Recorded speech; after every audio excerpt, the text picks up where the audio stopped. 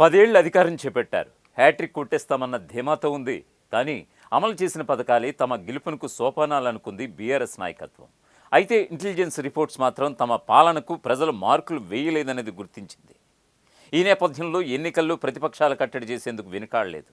Phone tapping ద్వారా సొంత party వాళ్ళను కూడా చూడకుండా నిఘా పెట్టి ఉంచింది. దీంతో బీఆర్ఎస్ ప్రభుత్వం నాటి ఎన్నికల టైంలో అష్టదిగ్బంధనం చేసిందన్న ఆరోపణలు సైతం ఉన్నాయి. మరోసారి అధికారం తమదేనన్న అహంకారంతో ధీమాతో ఉన్నారు. అయితే ప్రశ్నించే నైజం, అణిచివేతపై తిరుగుబాటు, స్వేచ్ఛనే శ్వాసగా భావించే తెలంగాణ సమాజం మాత్రం కల్వకుంట్ల కుటుంబ పద్మ వ్యూహాలని ఛేదించి మరి బీఆర్ఎస్ను ఓడించి మరి దిమ్మ తిరిగే తీర్పుతో ప్రగతి భవన్ నుంచి ఫామ్ హౌస్ బాట పట్టించారు. స్వతంత్ర భారతదేశంలో ఏ రాష్ట్రంలో లేని విధంగా నిర్బంధాలు, కుట్రలు, జనాకర్షక ఎత్తుగడలకు ఎన్నికల సమరంలో తెలంగాణ సమాజం ఇచ్చినటువంటి తీర్పు ప్రజాస్వామిక విప్లవాల అన్నింటిలోనూ విలక్షణమైనదిగా రాజకీయ పరిశీలకులు అభివర్ణించారు.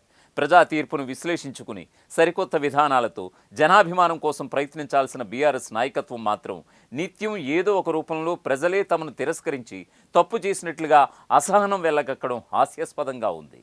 పగ్గాలు కోల్పోయిన మొదటి నుంచి కూడా అధికార కాంగ్రెస్పై బీఆర్ఎస్ నాయకులు విమర్శలు గుప్పిస్తూనే ఉన్నారు. తమ ప్రగతి భవన్ పాలనా కాలమంతా తెలంగాణ ప్రజలకు సంక్షేమ అభివృద్ధి యుగమన్నట్లుగా, కాంగ్రెస్ పాలనంతా అవినీతి, అక్రమాలు, అణిచివేతలమయమంటూ నిత్యం విమర్శలు గుప్పిస్తూనే ఉన్నారు. అధికారంలో మాదిరి ప్రతిపక్షంలోనూ కేసీఆర్, కేటీఆర్, హరీష్ రావు, కవిత ప్రభుత్వంపై విమర్శల దాడిలో ఎక్కడా తగ్గడం లేదు. చట్టసభల్లోనూ బయట కూడా తిట్లదండకు అందుకుంటున్నారు.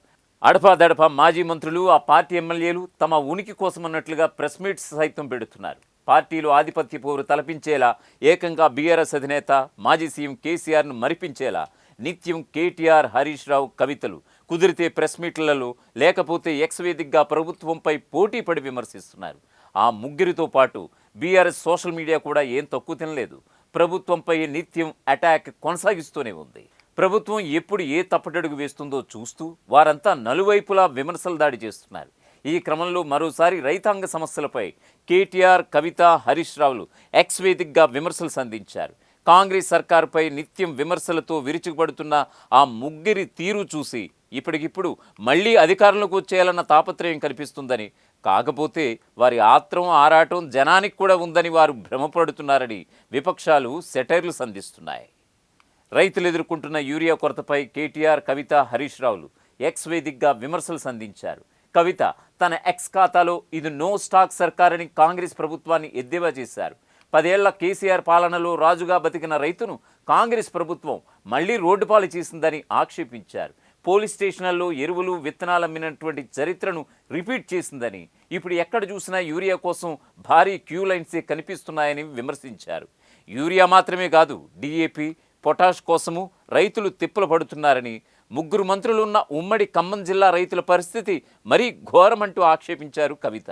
వానాకాలం సీజన్ మొదలై నెల రోజులు గడిచిన తర్వాత కూడా ఎరువుల కొరత రైతులను వేధిస్తుందంటే సర్కార్ ముందు చూపు లేనితనం, ప్రణాళికబద్ధంగా వ్యవహరించకపోవడం కారణమంటూ కూడా ఆరోపించారు. కాంగ్రెస్ పాలనలో రైతు భరోసా లేదు, రైతు రుణమాఫీ లేదని, కనీసం అప్పు తెచ్చి వ్యవసాయం చేద్దామంటే ఆఖరికి ఎరువులకు కూడా కరువు వచ్చిందని BRS working president KTR X వేదికగా విమర్శించారు. మీరు అడిగినట్లుగా ఆధార్ కార్డులు ఇచ్చినా కూడా రైతుకి కనీసం బస్తా ఎరువు ఇవ్వలేని స్థితిలో ప్రభుత్వం ఉందంటూ కూడా ఎద్దేవా చేశారు. రాష్ట్ర వ్యాప్తంగా 194,000 మెట్రిక్ టన్నుల లోటు ఎందుకుందో రైతులకు సీఎం వివరించాలని డిమాండ్ చేశారు మాజీ మంత్రి కేటీఆర్. 266 రూపాయలు ఉండాల్సినటువంటి బస్తా యూరియా ధర ఇప్పుడు 325 రూపాయలు ఎలా అయ్యిందో రైతులకే కాదు రాష్ట్ర ప్రజలకు మొత్తం తెలియాలన్నారు. ఈ బ్లాక్ మార్కెట్ దందాను దగ్గరుండి నడిపిస్తుంది ఎవరు? ఈ కృత్రిమ కొరత ఎవరి వల్ల ఏర్పడుతుందో, ఆఖరికి ఎరువులను కూడా బుక్ చేస్తున్న మేతనులు ఎవరో వెంటనే విచారణ జరిపించాలని డిమాండ్ చేశారు మాజీ మంత్రి కేటీఆర్. కేసీఆర్ 10 ఏళ్ల పాలనే రైతాంగానికి భరోసా కాలమని, వ్యవసాయం పండగలా మారిందని హరీష్ రావు ఎక్స్ వేదికగా గుర్తు చేశారు. 10 ఏళ్లలో రైతుల ఆత్మహత్యలు గణనీయంగా తగ్గాయని పేర్కొన్నారు.